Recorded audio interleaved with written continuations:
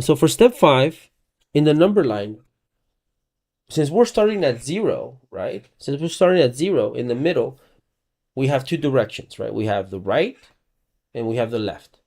And because they're different directions, we use a symbol to differentiate both, right? So if I say, hey, go to the right 3 steps, hey, go to the left 2 steps, you know which direction to go. Use positive to go to the right, and of course use negative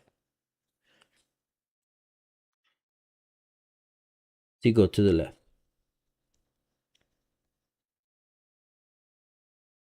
Okay? And as you guys know, positive is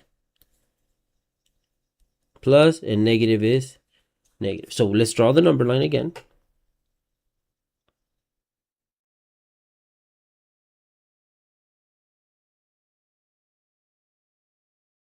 We draw the 0 starting point. And now we're going, oh, and we forgot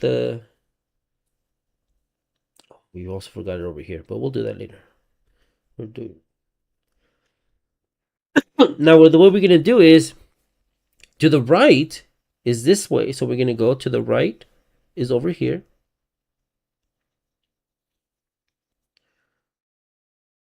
And we're going to name it positive. Sorry. And to the left, and you guys already know, it's going to be negative.